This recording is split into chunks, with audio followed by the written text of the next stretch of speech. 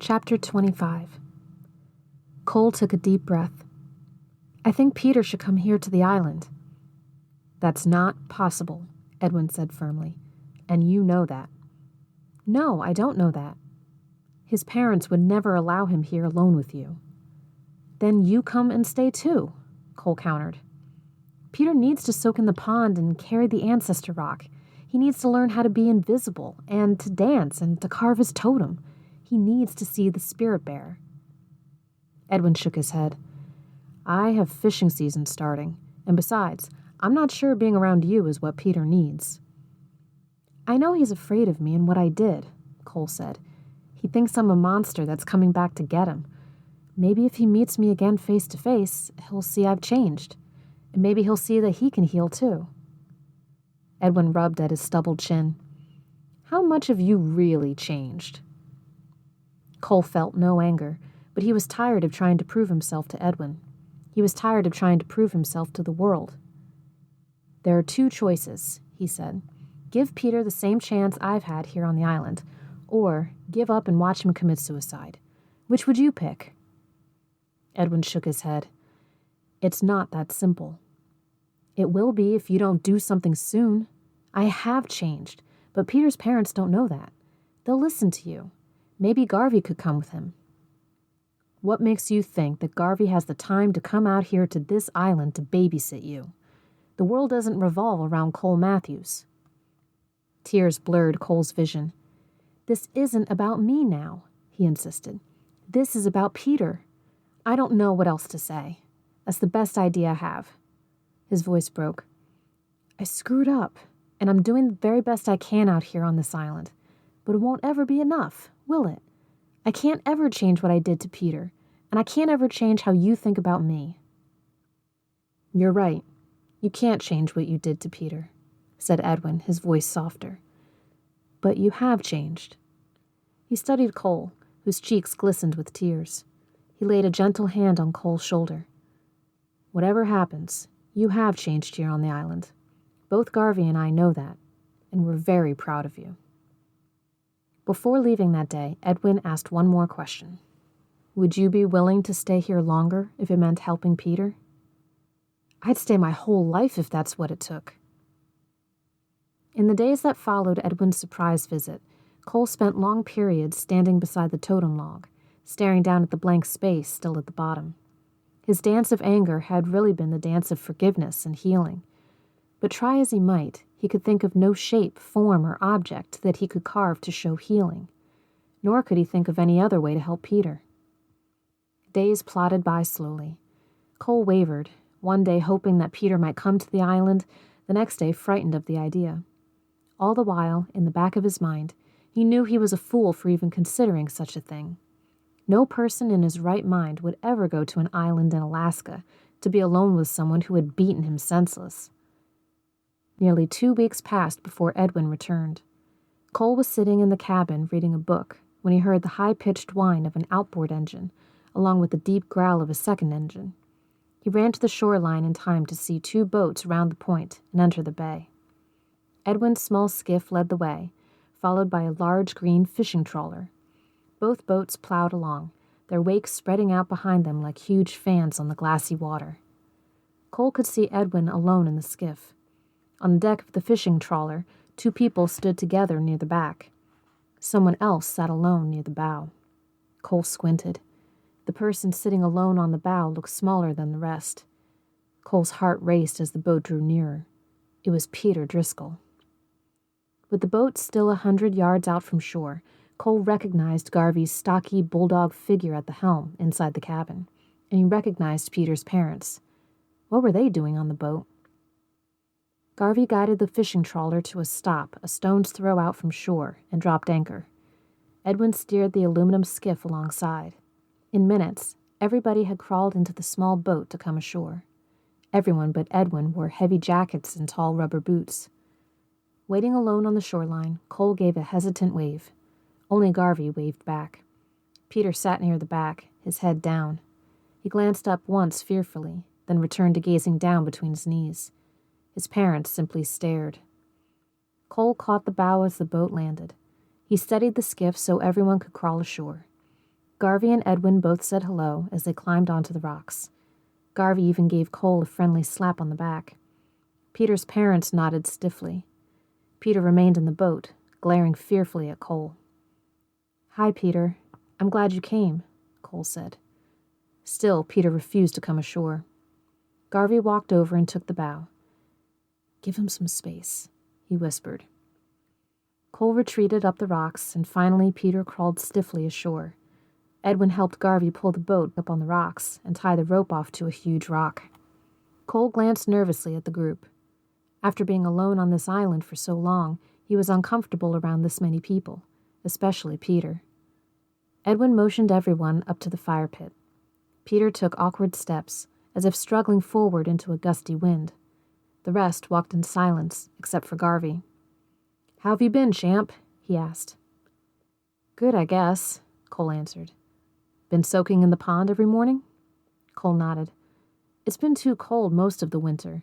The last few weeks I've been soaking as long as I can stand it." Edwin stopped beside the fire pit and invited everyone to pull up a rock or a piece of driftwood for a seat. He worked at starting a fire. Peter pulled his chunk of wood away from everyone else and sat alone, gazing along the shoreline and out across the bay. After the fire was blazing, Edwin sat down too. "You're all a long way from Minneapolis," he said. "We're not going to pretend this is anything it isn't." Edwin turned to Cole. "I have fishing season coming, so Garvey will be staying here with you and Peter." Cole turned to Garvey. "How did you get time off?" "I had a bunch of vacation time built up, and I took a leave of absence. Coming here was something I needed as badly as you and Peter." Cole looked at Peter's parents. "Are you guys staying too?" Mr. Driscal spoke forcefully, looking directly at Cole. "Bringing Peter here might be a huge mistake, but we had no other choice. This has been harder for us than you can ever imagine. We'll be staying until we're positive that he's safe. Nothing is going to hurt him again." Cole swallowed a lump that came to his throat. "I'll never hurt anyone again," he said. "That's a promise." Edwin leveled his gaze at Cole. "A lot has happened in the last 2 weeks. Garvey and I have lived on the phone. The circle agreed to gather again for many long hours of discussion. Mr. and Mrs. Driscal, as well as Peter, have been forced to make one of the most difficult decisions of their life." Edwin raised a finger at Cole. "And all because of one thoughtless moment on your part." Cole nodded weakly. Edwin stood. "Tonight, Peter and his parents can sleep out on the trawler. Garvey and I will stay here in the cabin with you, Cole." Peter continued staring out across the bay. "Cole," Edwin said, "I want you to tell everyone about your time here on the island. If it takes all afternoon, I want you to show us everything you've been through. Everything, from the first minute you came ashore until now." Peter's parents eyed Cole curiously, but Peter remained silent and apart, digging his toe into the mossy grass. Cole pointed to the shoreline. "It all started when Edwin and Garvey first brought me here a year and a half ago. Edwin had already built a cabin for me." With an embarrassed smile, he added, "The cabin was a lot better than this one I built, but I burned it down. I was so mad, I couldn't think straight. I hated Edwin and Garvey and you guys. I hated the circle and this island and everything on it." Cole pressed his hands against his knees so that nobody would see his fingers shaking. He took a deep breath and told how, after burning the cabin down, he had tried to escape by swimming. He pointed. "That's where the first cabin was, and that's where I dragged myself to after trying to swim away from the island. The tide pushed me back to shore. I slept there in the hot ashes." Cole told about seeing the spirit bear. "Edwin had told me about them," he said, "but he said they lived much farther south of here off the British Columbia coastline. When I saw one down the shore staring at me, I tried to kill it." "Why did you want to kill the bear?" asked Mrs. Driscal. "What had it done to you?" Cole paused, looking at his dry lips. "It made me mad that the bear wasn't afraid of me. I wanted to destroy anything that defied me. Does that make sense?" When nobody answered, Cole motioned for everyone to follow him. "Come, I'll show you where I was attacked." Everybody stood to follow except Peter. "Come, dear." Mrs. Driscal gently coaxed Peter by pulling on his arm. Reluctantly, he got up and followed her. Again he walked awkwardly, stumbling often. Cole showed where he had tried to kill the bear and told how he had been mauled. As best as he could, he recounted every painful memory of the next 2 days. He told how the bear had licked up his spit and how he had finally touched the spirit bear. He even told how he ate the mouse. "That's the tree the lightning knocked down," he said, pointing to what was now only a rotting log. He found himself blinking back tears as he told about the baby sparrows. "I deserved to die," he said. "They didn't. But that was the first time I was really scared that I might die. That was when I first started thinking about my life and cared about something besides myself. And that was when Edwin and Garvey found me." Cole talked about his rehabilitation after being rescued and about returning to the island. He showed the group his scars and his bad arm. "If you want, I'll show you the pond where I go to soak every morning." When Edwin nodded, Cole led the way, explaining how soaking cleared his mind. He also told about seeing the spirit bear again.